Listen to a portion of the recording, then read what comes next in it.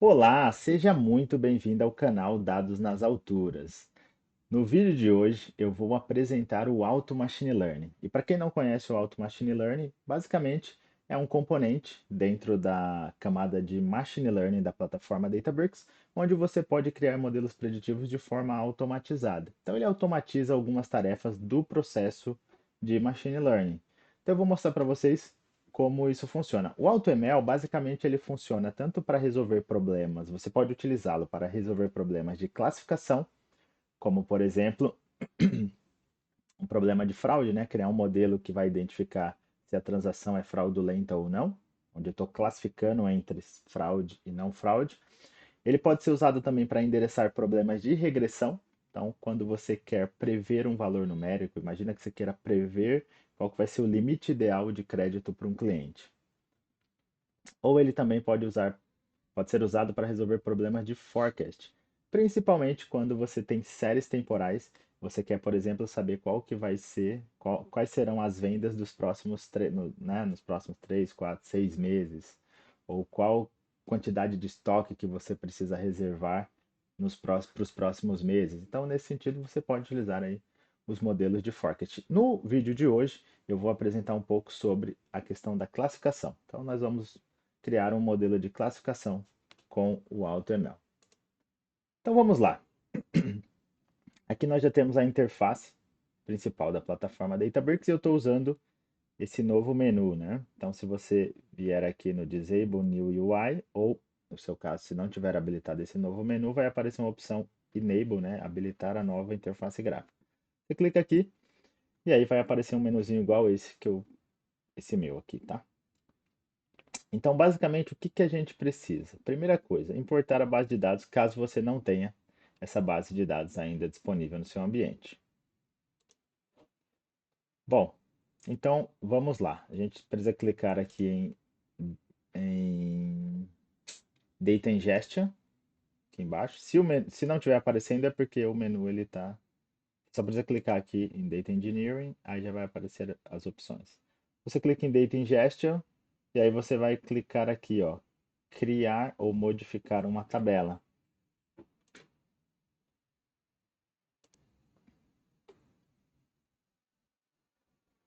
Então vamos lá.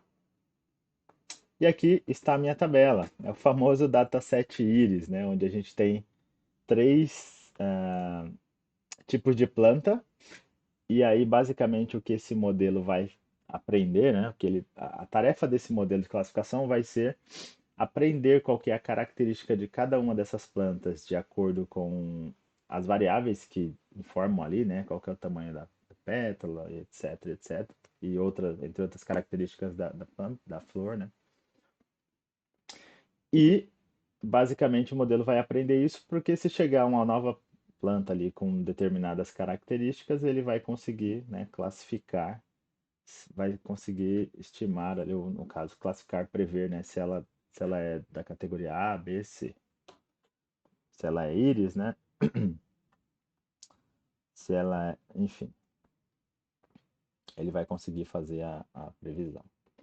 Então, aqui, primeira coisa que a gente está fazendo agora é importando essa base de dados. Então, eu vou clicar aqui, eu vou escolher um catálogo. Você pode escolher qualquer um dos catálogos que você tem aí para salvar esse arquivo que a gente acabou de importar. Eu vou escolher aqui o banco de dados. Então, tem um catálogo chamado Lakehouse, um esquema chamado Default, e aqui dentro eu vou criar uma tabela chamada Iris. Estou criando uma nova tabela. Muito bom. Clécio, eu não tenho esse conjunto de dados Iris, eu gostaria de simular exatamente esse exemplo. Se você for no Google colocar download Iris CSV, você vai ver que vai aparecer ali algumas opções para você fazer download desse dataset, ele é bem famoso. Você pode inclusive baixar do próprio site do Kaggle também, tá bom? Então vamos lá. Create Table.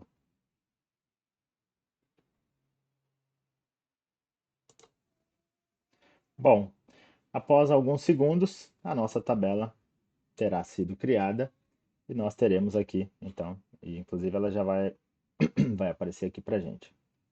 Então aqui eu tenho a tabela, aqui eu consigo visualizar uma amostra aqui dos dados, né, dessa tabela, e ela está aqui dentro do meu catálogo Lakehouse, esquema default, tabelinha Iris está aqui. O que a gente precisa fazer agora? Agora a gente precisa iniciar o nosso experimento de AutoML. Mas antes disso, só vou verificar se o meu cluster está ligado. Então eu vou clicar aqui em Compute e aqui eu tenho um cluster em execução. Então eu vou utilizar esse cluster.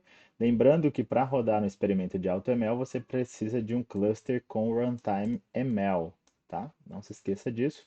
Então se você não tem um cluster ainda, você cria um cluster aqui em Create Compute, escolhe o runtime de ML e inicia esse cluster. Aí você vai poder vir aqui para a parte de experimentos de Machine Learning e clicar em Create AutoML Experiment. Então, nós vamos criar um experimento de AutoML.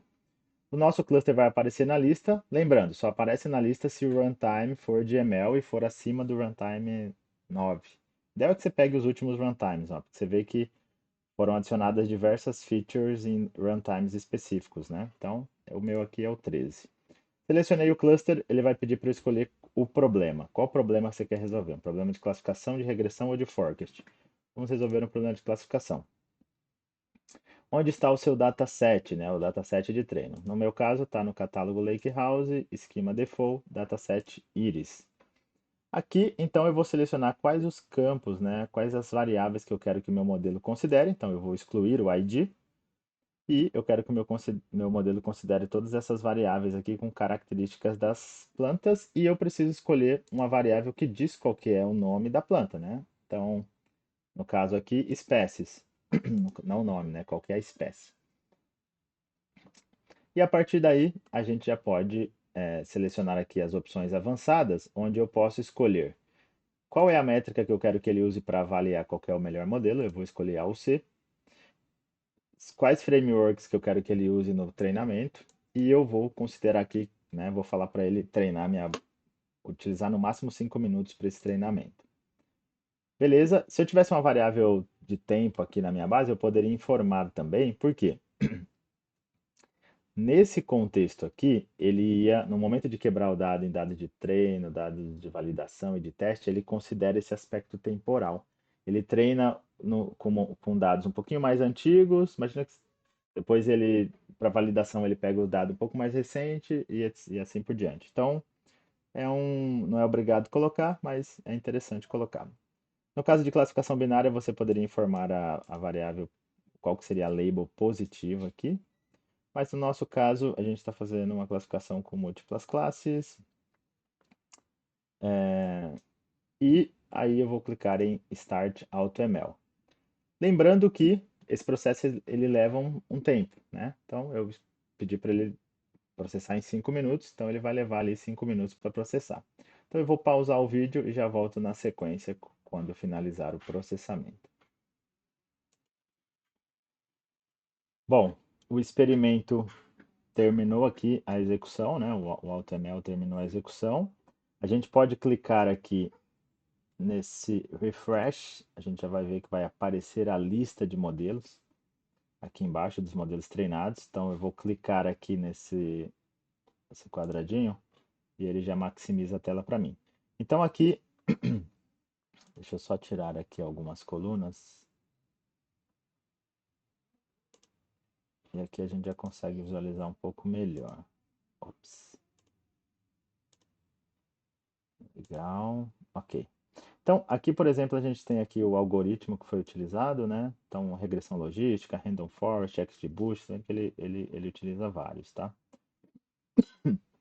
E aqui também a gente consegue visualizar todos os modelos que foram treinados. Então, no total ali, a gente tem diversos modelos que foram treinados aqui. Bom, se a gente voltar aqui para a tela inicial gerada, a gente vê que tem dois botões, o View Notebook, né, visualizar o notebook com o melhor modelo, e visualizar notebook de exploração dos dados. Se a gente clicar aqui em notebook com o melhor modelo, como a gente tinha escolhido A ou C para ele definir qual é o melhor modelo, ele já definiu aqui o melhor modelo para a gente, já cria até um botãozinho para a gente abrir o notebook do melhor modelo. Então, o primeiro aspecto é o seguinte, o AutoML na plataforma Databricks ele não é uma caixa preta. Ele te dá o notebook de todos os modelos que ele gerou, inclusive do melhor modelo. Então, basicamente, ele cria diversos modelos variando as técnicas, os algoritmos, né? Então, regressão logística, árvore de decisão, random forest, e variando também a questão dos hiperparâmetros. Então, tem uma variação ali de hiperparâmetros e ele vai vendo, tentando otimizar e chegar no melhor resultado. Mas para cada modelo desse, ele gera um notebook. Então, o modelo campeão de acordo com a área sob a curva, né, utilizando essa métrica de comparação, foi o modelo que usou o algoritmo de regressão logística. E aqui a gente pode dar uma olhada no notebook gerado, ó, você vê que é um notebook super documentado. Eu posso abrir aqui, né, o menu e ele documentou tudo. Ó, como que fez o carregamento dos dados, pré-processamento dos dados, toda a parte de treino, né, você dividiu os dados em treino, validação e teste, o modelo de classificação, análise de importância das variáveis, enfim, ele documenta e você pode navegar aqui o notebook navegando por esse menu, tá? Então, basicamente aqui, ó, a primeira etapa ele importou os dados, ele mostra para a gente, inclusive, aqui um exemplo. Depois, basicamente, ele selecionou as variáveis, né? Fez uma seleção das variáveis que seriam usadas para o modelo. E ele fez um tratamento das variáveis. Então, aqui basicamente ele faz imputação de missing, ele está fazendo imputação utilizando a média. Então, se tiver dado faltante, ele pega, tira a média ali e preenche aquela informação. E uma série de coisas. E o legal é que já cria um pipeline também com os principais passos, né? No tratamento ali dos dados. Então, ele é um código extremamente organizado. Depois divide os dados em treino, validação e teste.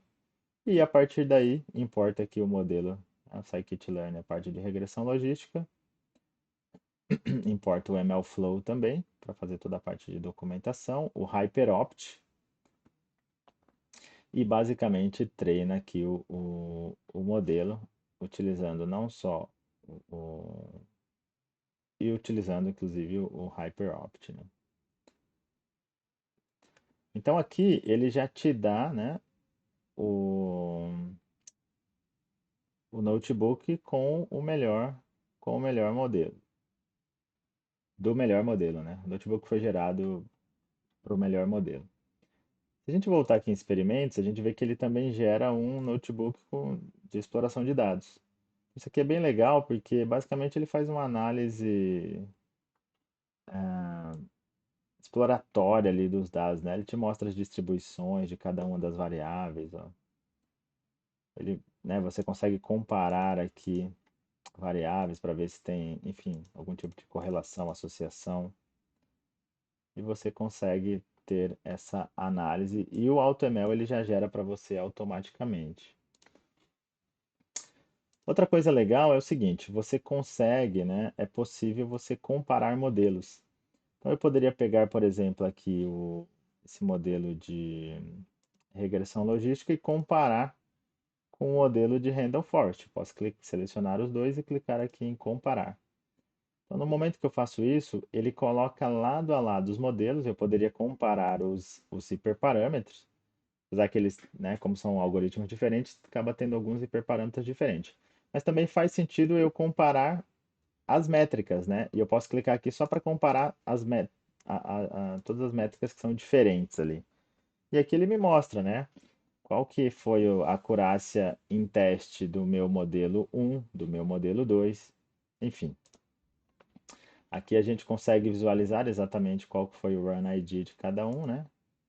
A duração de cada um dos modelos. E aqui eu consigo comparar exatamente as métricas aqui do meu modelo 1 com o meu modelo 2, né? Então aqui eu tenho a lista log loss, precision, recall, score, enfim. Você consegue comparar todas as principais métricas aqui do seu experimento. Eu mostrei o notebook do melhor modelo gerado, mas se você expandir a tela aqui novamente, cada linha dessa representa um modelo que foi treinado. E você vê que para cada linha a gente tem aqui o link do notebook. Então, aqui nada impede, né, que você venha aqui, que você clique no notebook que for o notebook do melhor modelo ou não, né, ou que não seja do melhor modelo. Você pode vir aqui e abrir qualquer outro notebook aqui de qualquer outro modelo, como eu acabei de fazer, ó. Então fica tudo documentado, tudo salvo. E o que que é mais legal? Essa telinha aqui é a tela de experimentos, né, que já automaticamente o MLflow, o AutoML, ele já gera um experimento do MLflow, que é um componente ali que é responsável por toda a governança desse processo de machine learning dentro da plataforma Databricks. Então, essa telinha que você está vendo aqui, ó, com esses modelos, com toda a documentação de qual que é o notebook, as métricas que foram geradas, os algoritmos usados e etc., os hiperparâmetros, tudo isso fica salvo e documentado e você pode voltar em um segundo momento aqui, caso você precise. Imagina que a gente fosse fazer o deploy, né? Gravar o melhor modelo no repositório de modelos. Você basicamente clicaria ali no modelo e você tem a opção aqui de registrar o modelo, tá?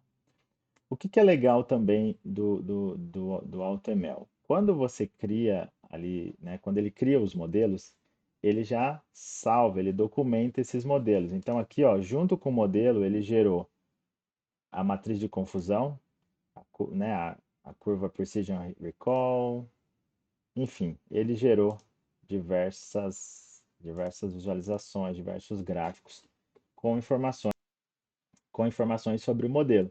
Ele gera o pickle também, ele gera informações de requisitos, né, de ambiente, quais são as versões das bibliotecas, se precisar reproduzir. E ele traz uma série de informações sobre o modelo. Se você quiser publicar esse modelo, né, para o repositório de modelos da plataforma Databricks, é só você clicar em registrar modelos.